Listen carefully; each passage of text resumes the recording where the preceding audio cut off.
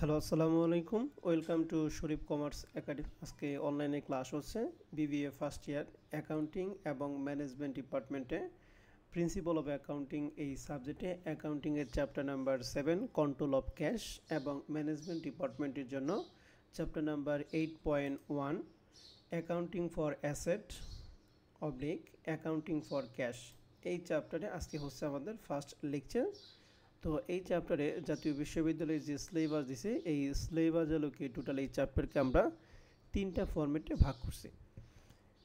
প্রথম ফরম্যাট হচ্ছে ডাবল বা বথ ব্যালেন্স কালেকশন মেথড, 2 নাম্বারটা হচ্ছে সিঙ্গেল ব্যালেন্স কালেকশন মেথড, আর 3 নাম্বার ফরম্যাটটা হচ্ছে journal.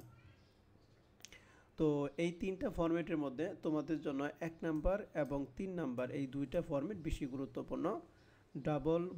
Double balance collection method আর একটা হলো জার্নাল। আমাদের একই অঙ্কে আমাদের কন্ট্রোল অফ ক্যাশ বা ব্যাংক রিকনসিলিয়েশন স্টেটমেন্ট করতে বলবে, আর একটা জাবেদা করতে বলবে।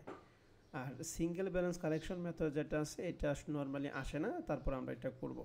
তবে আমরা গুরুত্ব দিব বথ বা ডাবল ব্যালেন্স কালেকশন মেথড, সিঙ্গেলটা কম গুরুত্ব দিব।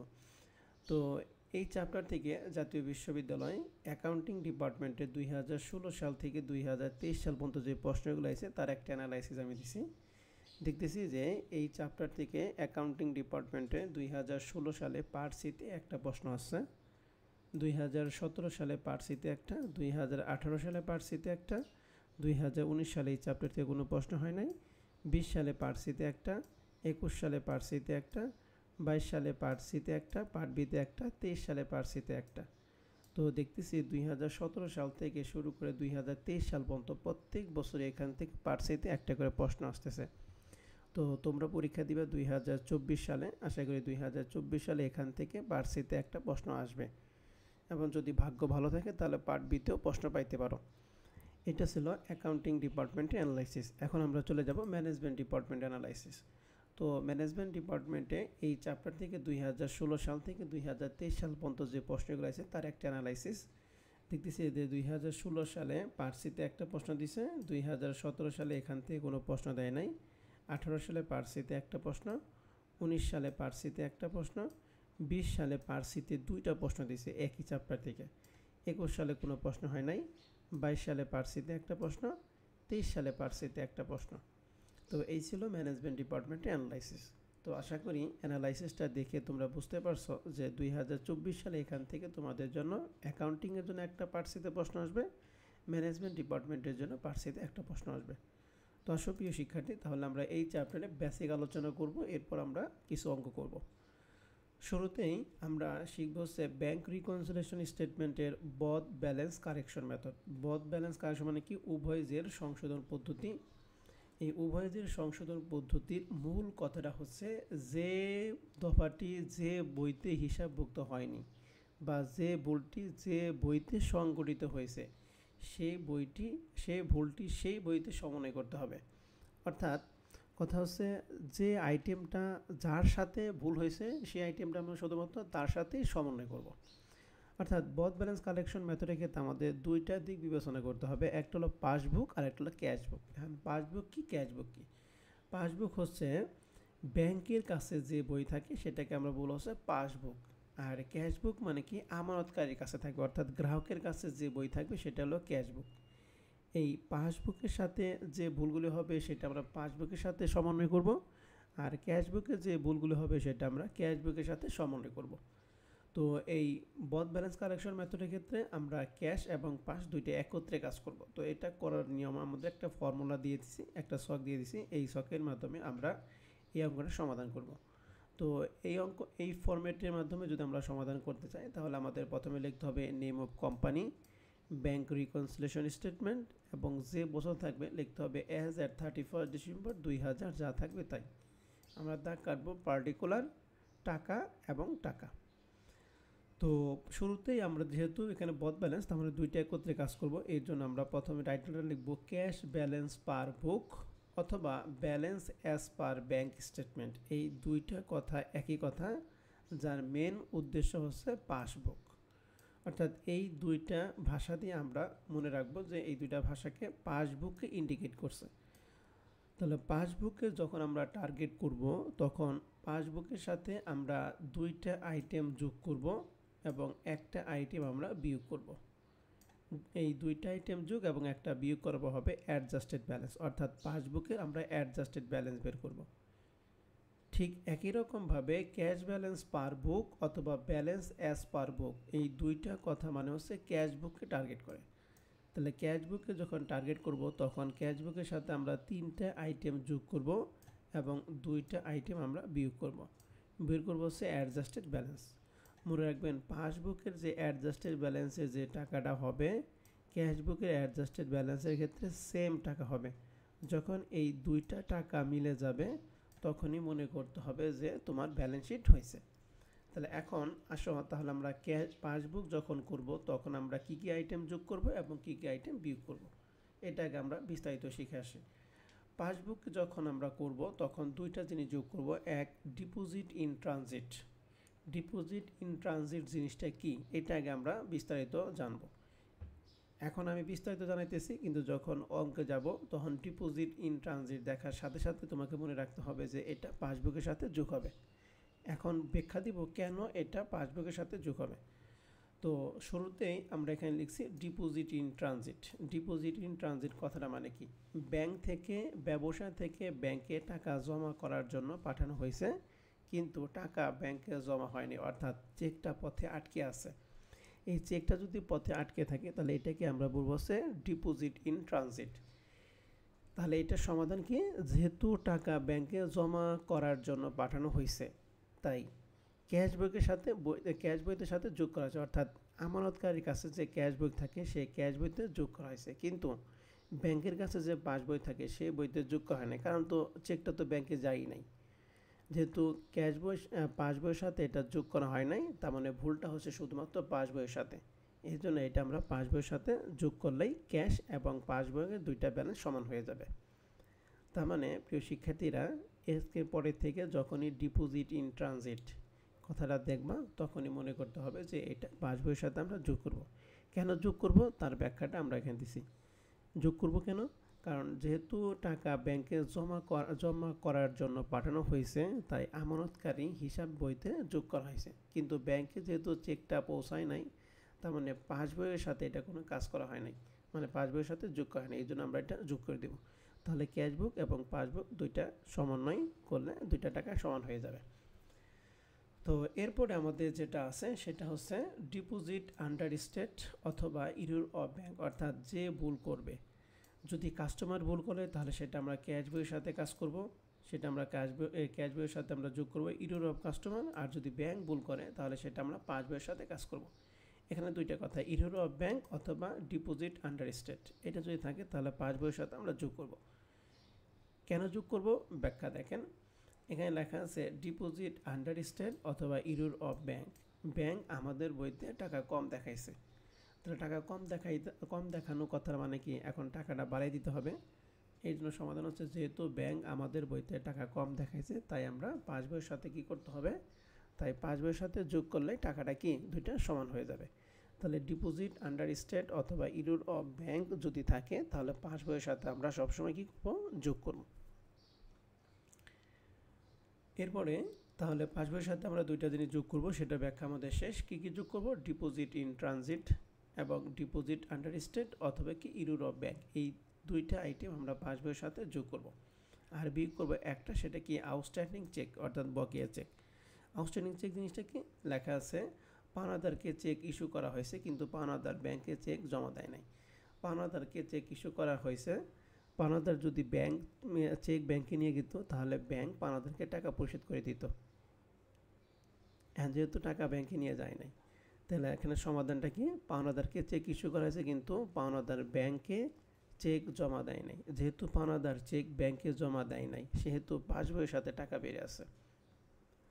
যদি পাওনাদার চেক ব্যাংকে নিয়ে যেত তাহলে ব্যাংক পাওনাদারকে টাকা পরিশোধ করে দিত, এক্ষেত্রে পাসবুকের টাকাটা কমে যেত।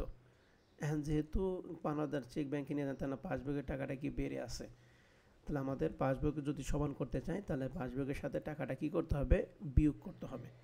এর জন্য আউটস্ট্যান্ডিং চেকটা আমরা পাসবুকের সাথে কি করব, বিয়োগ করব।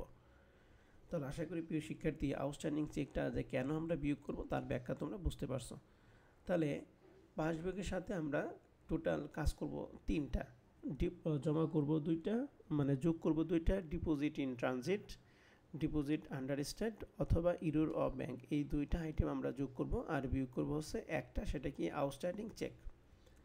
তাহলে পাসবুকের সাথে এই তিনটা সমন্বয় করার পর হবে পাসবুকের adjusted balance.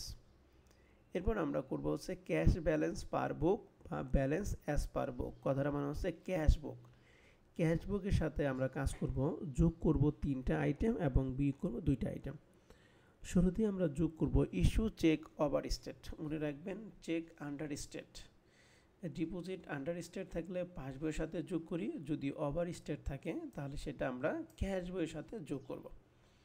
Cash collected by bank, অর্থাৎ নগদ যে কোনো টাকা যদি ব্যাংকের মাধ্যমে কালেক্ট করা হয় তাহলে সেক্ষেত্রে ক্যাশবুকের টাকা বাড়ে। এখন ক্যাশ কালেক্টেড বাই ব্যাংক, নগদ টাকা কিভাবে ব্যাংক কালেক্ট করতে পারে? এক, নোট রিসিভেবলের মাধ্যমে, দুই, এই নোট রিসিভেবলের সুদ আদায়ের মাধ্যমে। তাহলে ক্যাশ কালেক্টেড বাই ব্যাংক, দুইটা জিনিসের মাধ্যমে ব্যাংক নগদ টাকা কালেক্ট করবে, নোট রিসিভেবল এবং নোট রিসিভেবল ইন্টারেস্ট। আর আমরা এখানে বলছিলাম যে ইরোর অফ ব্যাংক যদি থাকে তাহলে সেটা পাসবইয়ের সাথে কাজ করব, আর যদি কাস্টমার ভুল করে তাহলে সেটা ক্যাশ বইয়ের সাথে কাজ করব। তাহলে ক্যাশ বইয়ের সাথে আমরা কাজ করব টোটাল তিনটায়। ইস্যু চেক ওভার স্টেট, এখানে আন্ডার স্টেট থাকলে আমরা পাসবইয়ের সাথে কাজ করব, ওভার স্টেট থাকলে আমরা ক্যাশ বইয়ের সাথে কাজ করব। ক্যাশ কালেক্টেড বাই ব্যাংক, অর্থাৎ ব্যাংক যদি নগদ টাকা কালেক্ট করে, কার মাধ্যমে নগদ টাকা কালেক্ট করতে পারে? এক, নোট রিসিভেবলের মাধ্যমে, এবং দুই হচ্ছে নোট রিসিভেবল ইন্টারেস্টের মাধ্যমে। আর ইরোর অফ ব্যাংক, যদি ব্যাংক ভুল করে তাহলে সেটা পাসবইয়ের সাথে কাজ করব, আর ইরোর অফ কাস্টমার যদি থাকে তাহলে সেটা আমরা ক্যাশ বইয়ের সাথে কাজ করব, মানে যোগ করব। তাহলে ক্যাশ বইয়ের সাথে আমরা তিনটা আইটেম যোগ করব। এখন এই তিনটা আইটেম কেন যোগ করব তার ব্যাখ্যা এখানে দেয়া আছে, তো আশা করি এই ব্যাখ্যাগুলি তোমরা পড়লে বুঝতে পারবা। আর বিয়োগ করব হচ্ছে দুইটা আইটেম, এক হচ্ছে এনএসএফ চেক, এনএসএফ মানে কি not sufficient fund check. Not sufficient fund check জিনিসটা কি আমরা এখান থেকে একটু দেখে আসি। এই যে নট সাফিসিয়েন্ট ফান্ড চেক লেখা আছে, দেনাদার কর্তৃক ইস্যুকৃত চেকে যদি পর্যাপ্ত পরিমাণ টাকা না থাকে ব্যাংক চেক আদায় করতে পারে না, তাই ব্যাংক আমাদের বইতে ডেবিট করে দেয়। তার মানে এনএসএফ চেক হচ্ছে যে দেনাদার যে চেক ইস্যু করে ওই চেকে পর্যাপ্ত পরিমাণ টাকা থাকে না, তখন সেটা এনএসএফ চেক হয়। যেহেতু এটা সমাধান কি, যেহেতু ব্যাংক আমাদের বইতে ডেবিট করছে তাই ক্যাশ বইতে লেখা হয়নি, তাই ক্যাশ বইতে বিয়োগ করলে দুইটা টাকা কী হয়ে যাবে? সমান হয়ে যাবে। তাহলে এনএসএফ চেক থাকলেই আমরা ক্যাশ বইয়ের সাথে বিয়োগ করে দেব। এরপর লেখা আছে সকল ধরনের খরচ, যেমন bank charge, bank service charge এবং কালেকশন ফি। সকল ধরনের খরচ, এই ধরনের খরচের জন্য আমাদের নগদ টাকার পরিমাণ কমে যায়, এই জন্য আমরা বিয়োগ করব। তাহলে ক্যাশ বইয়ের সাথে আমরা যোগ করব তিনটা আইটেম এবং বিয়োগ করব দুইটা আইটেম। কি কি যোগ করব? Issue check over state, check over state থাকলে ক্যাশ বইয়ের সাথে যোগ করব, যদি আন্ডার স্টেট থাকে তাহলে সেটা পাস বইয়ের সাথে আমরা যোগ করব। ক্যাশ কালেক্টেড বাই ব্যাংক, অর্থাৎ ব্যাংক যদি নোট রিসিভেবল এবং নোট রিসিভেবল ইন্টারেস্ট বাবদ যদি কোনো কিছু কালেক্ট করে তাহলে সেটা আমরা ক্যাশ বইয়ের সাথে যোগ করব। ব্যাংক যদি ভুল করে তাহলে সেটা পাস বইয়ের সাথে যোগ, আর কাস্টমার যদি ভুল করে তাহলে সেটা ক্যাশ বইয়ের সাথে যোগ। আর বিয়োগ করব দুইটা, NSF check not sufficient fund check যদি থাকে তাহলে সেটা আমরা ক্যাশ বইয়ের সাথে বিয়োগ করব, এবং সকল ধরনের খরচ such as bank charge, bank service charge এবং কালেকশন ফি যদি থাকে তাহলে সেটা ক্যাশ বইয়ের সাথে আমরা বিয়োগ করব। তাহলে ক্যাশ বইয়ের সাথে তিনটা আইটেম যোগ এবং দুইটা বিয়োগ করার হবে ক্যাশ বইয়ের অ্যাডজাস্টেড ব্যালেন্স। মনে রাখবেন পাস বইয়ে অ্যাডজাস্টেড ব্যালেন্সের টাকা আর ক্যাশ বইয়ে অ্যাডজাস্টেড ব্যালেন্সের টাকা, দুইটা ব্যালেন্স কী হবে? সবসময় সমান হবে। যদি সমান হয় তাহলে ব্যাংক রিকনসিলিয়েশন স্টেটমেন্ট তোমার কমপ্লিট। তো আশা করি ব্যাংক রিকনসিলিয়েশন স্টেটমেন্টের মধ্যে পাস বইয়ের সাথে কী কী কাজ করব এবং ক্যাশ বইয়ের সাথে কী কী কাজ করব এটা তোমাদের মনে থাকবে, এবং কেন যোগ করব কেন বিয়োগ করবো এর ব্যাখ্যা তোমরা বুঝতে পারছো। এখন আমাদের এই চ্যাপ্টারে কিছু জাবেদা চাই, যেমন রুলস অফ জাবেদা চাই। এই জাবেদা শুধুমাত্র দিতে হবে এই ক্যাশ বইয়ের সাথে, এই ক্যাশ বইয়ের সাথে যে আইটেমগুলি যোগ এবং যে আইটেমগুলি বিয়োগ করা হয়েছে শুধুমাত্র তার জন্য জাবেদা দিতে হবে। পাস বইয়ের সাথে যে লেনদেনগুলি আছে এর জন্য কোনো জাবেদা দেওয়ার দরকার নাই।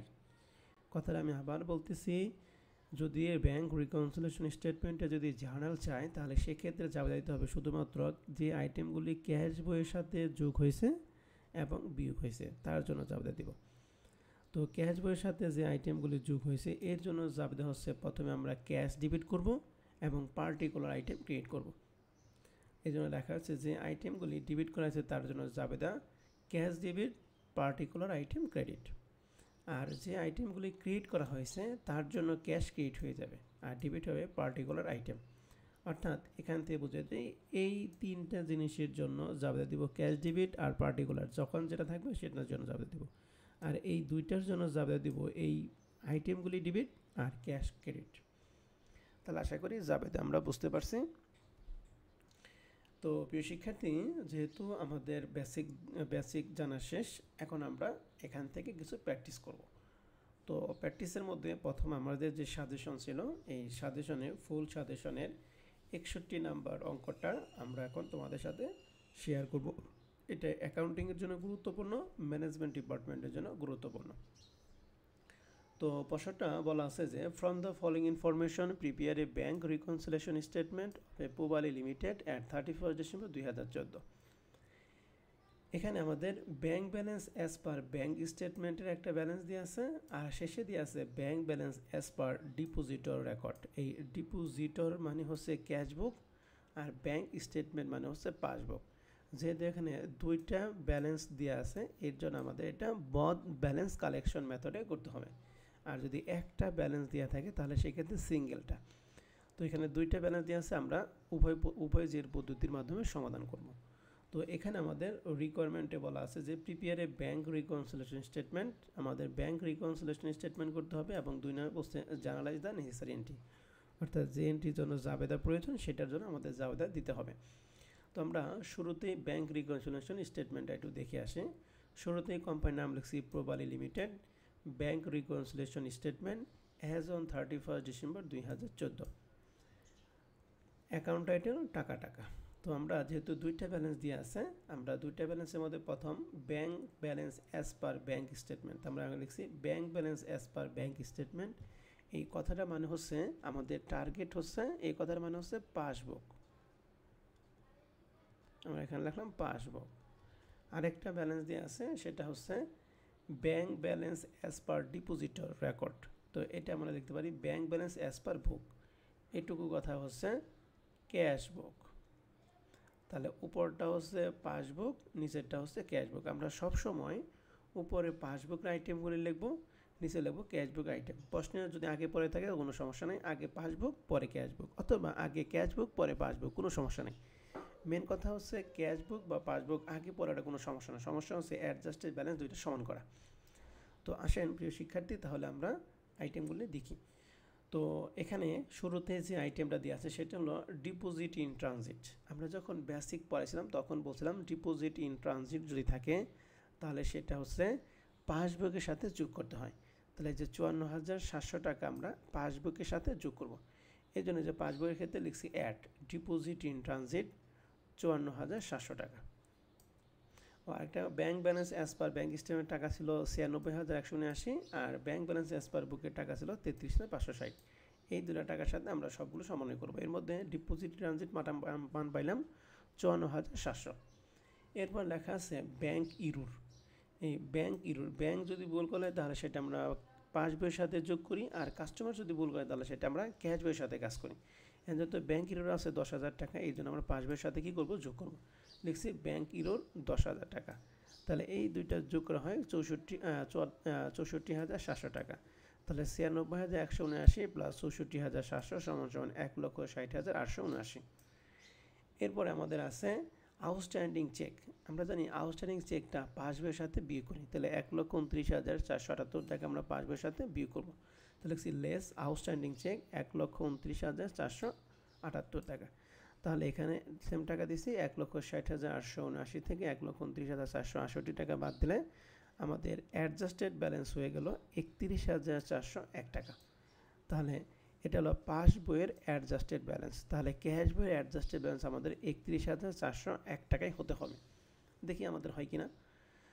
তো এরপরে লেখা আছে যে NSF check, not sufficient check. আমরা নট সাফিসিয়েন্ট চেক দেখার সাথে সাথে মনে করব যে এটা কি করতে হবে, ক্যাশ বইয়ের সাথে কাজ করবো না পাস বইয়ের সাথে কাজ করবো? অবশ্যই এটা ক্যাশ বইয়ের সাথে আমরা বিয়োগ করবো। তাহলে 2300 টাকা ক্যাশ বইয়ের সাথে বিয়োগ করবো। তো ক্যাশ বই ব্যালেন্সটা ছিল 33,506 টাকা। এর সাথে আমরা লেসের মধ্যে লিখছি নট সাফিসিয়েন্ট চেক 2300 টাকা। এরপর আমাদের ছিল ব্যাংক সার্ভিস চার্জ। আমরা জানি যে কোনো ধরনের খরচ যদি থাকে তাহলে সেটা আমরা ক্যাশ বইয়ের সাথে কী করবো, বিয়োগ করে দেবো। এই জন্য 75 টাকা ক্যাশ বইয়ের সাথে বিয়োগ করবো। তাহলে লিখছি লেসের মধ্যে লিখি ব্যাংক সার্ভিস চার্জ 75 টাকা। এরপর আছে ইরর অফ ডিপোজিটর বুক। এই যে ইরর অফ ডিপোজিটর বুক মানে হলো কাস্টমার বইতে ভুল হয়েছে। কি ভুল হয়েছে? Check written to pay a creditors recorded 30 টাকা বাট রিটেন ফর অনলি 300 টাকা। অর্থাৎ 30 টাকা পরিশোধ করে 300 টাকা লেখা হয়েছে, তার মানে 270 টাকা ভুল হয়েছে। তো যেহেতু এটা কাস্টমার বইতে ভুল হয়েছে, তাহলে কাস্টমার বইতে ভুল হলে আমরা ক্যাশ বইয়ের সাথে কাজ করি, আর যদি ব্যাংকের বইতে ভুল হয় তাহলে সেটা পাস বইয়ের সাথে কাজ করি। তো যেহেতু কাস্টমার বই, এই জন্য কাস্টমার বইয়ের সাথে আমরা এটা যোগ করবো। তাহলে আমরা এখানে লিখছি ইরর অফ কাস্টমার, 30 টাকার পরিবর্তে 300 টাকা লেখা হয়েছে, তাহলে ভুল হয়েছে 270 টাকা, এই জন্য দিয়েছি 270 টাকা। তাহলে 270 টাকা আমরা এখানে বসাইছি। 33,506 সাথে 270 টাকা যোগ করা হয় 33,776 টাকা, আর এই দুইটা যোগ করা হয় 23,376। তাহলে এই দুইটার যোগফল 31,401 টাকা। এটা হচ্ছে ক্যাশ বইয়ের অ্যাডজাস্টেড ব্যালেন্স। তো দেখতেছি যে ব্যাংক পাস বইয়ের অ্যাডজাস্টেড ব্যালেন্সের টাকা আর ক্যাশ বইয়ের অ্যাডজাস্টেড ব্যালেন্সের টাকা দুইটা সমান। তারপর আমাদের ব্যাংক রিকনসিলিয়েশন স্টেটমেন্ট কমপ্লিট। আশা করি তোমরা সবাই বুঝতে পারছো। এখন আমাদের এখানে বলছে জাবেদা করতে হবে। তো জাবেদা করতে হয় শুধুমাত্র যে আইটেমগুলি ক্যাশ বইয়ের সাথে আমরা যোগ এবং বিয়োগ করব। তো আমরা এখানে দেখতেছি ক্যাশ বইয়ের সাথে আমরা একটা যোগ করছি আর দুইটা বিয়োগ করছি, তাহলে টোটাল 3টা জাবেদা দেবো। তো জাবেদার জন্য আমরা প্রথমে লিখছি Pubali limited, journal entries, date, account title, reference, ডেবিটটা, ক্রেডিট টাকা। তো আমরা এখানে প্রত্যেকটা জাবেদার ডেট হবে 1/2014 ডিসেম্বর 31 তারিখ। শুরুতেই আমাদের যে ইরর অফ কাস্টমার ছিল, অর্থাৎ পাওনাদার বইতে যেটা ভুল হয়েছে।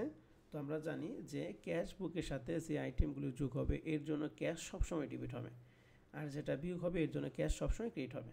তো যোগের ক্ষেত্রে জাবেদা জানি ক্যাশ ডেবিট আর পার্টিকুলার আইটেম ক্রেডিট, আর বিয়োগের ক্ষেত্রে জাবেদা জানি পার্টিকুলার আইটেম ডেবিট আর ক্যাশ ক্রেডিট। অ্যান্ড যেহেতু ইরর অফ কাস্টমার মানে পাওনাদার বইতে ভুল হয়েছে, তাহলে এর জন্য জাবেদা লেখা হয়েছে cash debit accounts pure credit, কত টাকা ভুল হয়েছে? 270 টাকা, 270 টাকা। আর লেসের ক্ষেত্রে আমাদের দুইটা আইটেম, প্রথম হলো NSF চেক। এটার জন্য আমরা লেসের ক্ষেত্রে সব কিছুর জন্য আমরা ক্যাশে ক্রেডিট করি, আর ডেবিট হলো পার্টিকুলার আইটেম। আর NSF চেক কি? দেনাদারের সাথে রিলেটেড। এর জন্য NSF চেকের জাবেদা হবে অ্যাকাউন্ট রিসিভেবল ডেবিট আর ক্যাশ ক্রেডিট। তাহলে account receivable debit, cash credit, এখানে কত টাকা দিয়ে আছে? 2300 টাকা। তাহলে এখানে ভুলে 2500 হয়েছে, এখানে দেবা 2300 টাকা। আর সর্বশেষ লেখা আছে ব্যাংক সার্ভিস চার্জ 75 টাকা। তাহলে ব্যাংক সার্ভিস চার্জের জন্য যাবে bank service charge debit, cash credit. তাহলে লেখা আছে bank service charge debit, cash credit, 75 টাকা, 75 টাকা। তাহলে প্রিয় শিক্ষার্থী, আমাদের জাবেদা হলো এই ডেবিট আইটেমের জন্য ক্যাশ সবসময় ডেবিট হবে আর পার্টিকুলার আইটেম সবসময় ক্রেডিট হবে, আর ক্রেডিট আইটেমের জন্য এই পার্টিকুলার আইটেম ডেবিট আর ক্যাশ সবসময় ক্রেডিট হবে। তো আশা করি প্রিয় শিক্ষার্থী, আমাদের সাজেশন 61 নাম্বার অঙ্কটা তোমরা বুঝতে পারছো, অর্থাৎ ব্যাংক রিকনসিলিয়েশন স্টেটমেন্টের প্রথম অঙ্কটা তোমরা সবাই বুঝতে পারছো। এখন আমরা চলে যাব দ্বিতীয় অঙ্কে, অর্থাৎ আমাদের সাজেশনের 62 নাম্বার যে প্রশ্ন ছিল সেই প্রশ্নটা আমরা এখন সমাধান করব। তো প্রশ্নটা বলা আছে, the cash book of Sadia and sons show A bank balance 40,000 টাকা on 30 June 2016 with wheel her bank statement. তার ব্যাংক স্টেটমেন্টের ব্যালেন্স দেওয়া আছে 33,100, হার ক্রেডিটেড।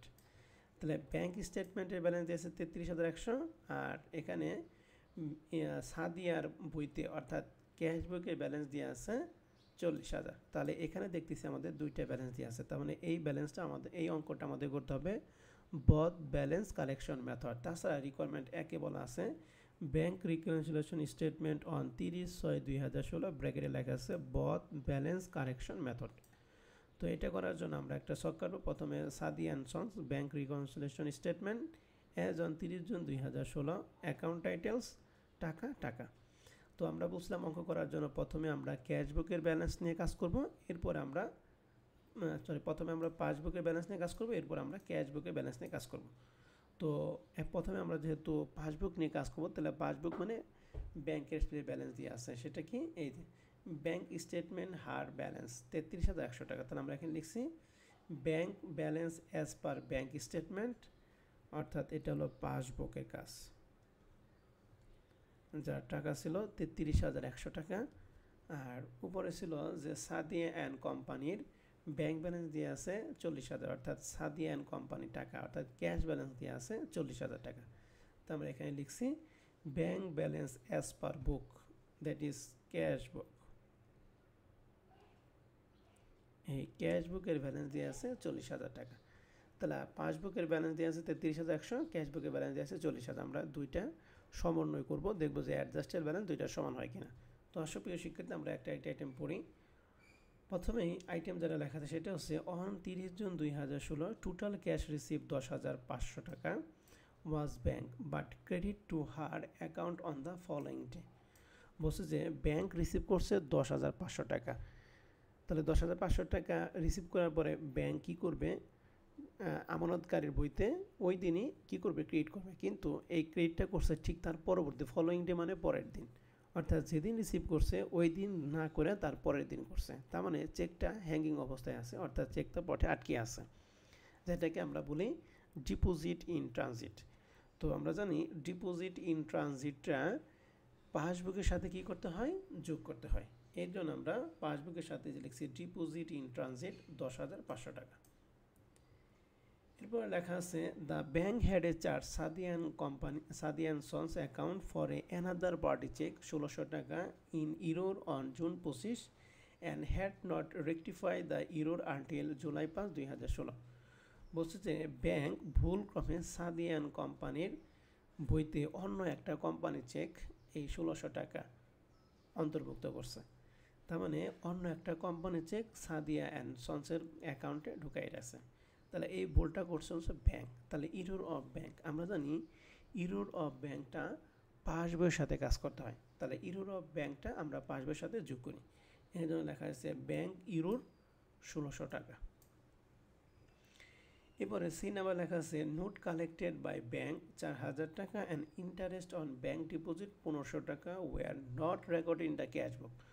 প্রশ্ন হচ্ছে ব্যাংক নোট কালেক্ট করছে 4,000 এবং এই নোটের 1,500 টাকা ইন্টারেস্ট কালেক্ট করছে। তাহলে আমরা জানি ব্যাংক যদি নগদ কোনো কিছু কালেক্ট করে তাহলে সেটা আমরা ক্যাশ বইয়ের সাথে যোগ করি। তাহলে কত টাকা কালেক্ট করছে, নোট বাবদ 4,000 টাকা এবং ইন্টারেস্ট বাবদ 1,500 টাকা, এই দুইটাই কালেক্ট করছে। তাহলে আমরা ক্যাশ বইয়ের সাথে যোগ করব।